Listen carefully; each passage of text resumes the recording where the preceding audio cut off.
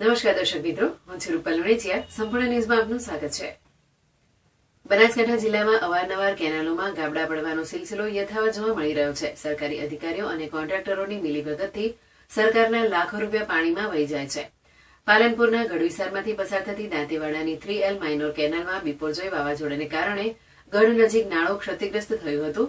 જે નાળું બનાવવા માટે સરકાર દ્વારા અંદાજિત 35 લાખનું ટેન્ડર પાટણની એજન્સીને આપવામાં આવ્યું હતું. જોકે 3 માસથી ચાલી રહેલ નાળું બનાવવાની કામગીરીને લઈ ખેડૂતો દ્વારા ભ્રષ્ટાચાર થતો હોવાના આક્ષેપો કરવામાં આવ્યા હતા.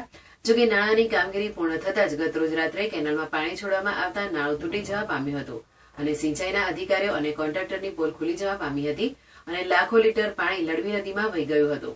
જેને લઈને ખેડૂતોમાં ભારે આક્રોશ જોવા મળ્યો છે.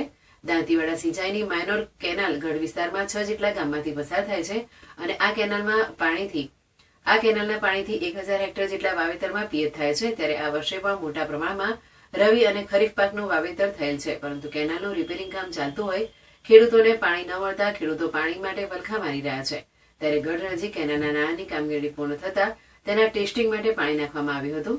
જોકે કોન્ટ્રાક્ટર દ્વારા આચરવામાં આવેલ ભ્રષ્ટાચારને લઈ નાળું તૂટી જતા લાખો લીટર પાણીનો વેડફાટ થયો છે અને ખેડૂતોને પાણી ન મળતા ખેડૂતોનો પાક નિષ્ફળ જવાની ભીતિ સેવાઈ રહી છે. ત્યારે આશરે 35 લાખના ખર્ચે બનેલ નાળું તૂટી જતા સરકારના લાખો રૂપિયા પાણીમાં ગયા છે. સમગ્ર ઘટના મામલે પ્રાંત અધિકારી, મામલતદાર અને કેનાલના મુખ્ય અધિકારી સહિત તાલુકા ભાજપ પ્રમુખ ઘટના સ્થળે દોડી આવ્યા હતા અને તપાસ હાથ ધરી કોન્ટ્રાક્ટર અને દોષિત અધિકારીઓ સામે પગલાં લેવા તપાસ હાથ ધરી છે. પાલનપુરના ગઢ પંથકમાં 6 ગામોમાંથી દાંતીવાડાની માઇનોર કેનાલમાંથી 1000 જેટલા હેક્ટરમાં વાવેતર સિંચાઈ થઈ રહી છે. જોકે બિપરજોય વાવાઝોડાના કારણે કેનાલનું નાળું તૂટી જતા બેદરકારીને લઈ આ નાળાનું રિપેરિંગ કામ મોડું કરવામાં આવતા વાવેતર કરેલું હતું, જેમાં પાણીની ખેંચ ઉભી થઈ હતી. જોકે કોન્ટ્રાક્ટર અને અધિકારીઓની બેદરકારીથી તૈયાર થયેલ આ નાળામાં પાણી નાખતા તૂટી જતા ખેડૂતોને ફરી એકવાર પાક ખોવાનો વારો આવ્યો છે. આ થિયલના ઉપર પાણી રિપેરિંગ કરવા હતા એના પહેલાં લેટ કર્યું છે અને વરસાદ ન આવવાના વરસાદ આવી ગયો, પછી એરંડાનું નુકસાન થયું છે. એ હિસાબે સર્વે કરવામાં આવી અને નાના ખેડૂતોને જે પહેલેથી પાણી ન આવ્યું, લાંબો સમય ખેંચાઈ ગયો, હવે એને કલાકે 200 રૂપિયા ભરવા પડ્યા છે. આ ખેડૂતોને બીજી વખત ફેર ઘઉં પાવાનો વારો આવ્યો છતાં આ પોખડાનું કામકાજ હજુ પૂરું થયું નથી થિયલનું. તો હવે આવી રીતે તો નાના માણસોના ખેડૂતોને જે પાક સુકાઈ ગયો છે એ પાકને વળતર કોણ આપશે? સરકારોમાં જવાબદાર રહેશે. મારે સરકારને પૈસા મજબૂર કરીને આપે એને મંજૂર કરીને.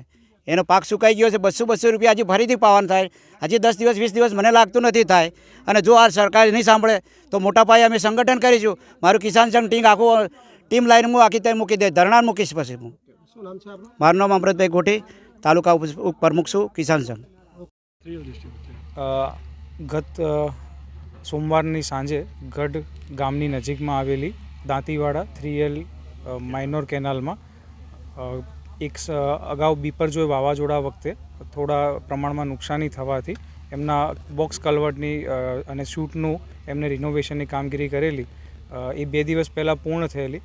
તે દરમિયાન ટ્રાયલ રન દરમિયાન પાણીનું ચેક કરતાં જે 3L ડિસ્ટ્રીબ્યુટરી ગઢ પાસેની છે એમાં પાણીનો લીકેજ થયેલો અને થોડા ગાબડા પડેલા તેવું અત્યારે પ્રાથમિક જણાય છે. એમને રિનોવેશનની કામગીરી યુદ્ધના ધોરણે શરૂ કરી દીધેલી છે અને તેમાંથી આપણને લગભગ મેક્સિમમ અઠવાડિયા જેટલા સમયમાં એનું રિકવરી થઈને ફરીથી પાણી આપણું ચાલુ થઈ જશે દાંતીવાડા કેનાલમાંથી. એટલે ખેડૂતોને પણ આગળ જે સાસણ સુધી આ કેનાલ જાય છે ત્યાંથી માઇનોર કેનાલ પણ છે સાસણ પટોસણ સુધીના, એમાં પણ ખેડૂતોને રાબેતા મુજબ પાણીની શરૂઆત થઈ જશે.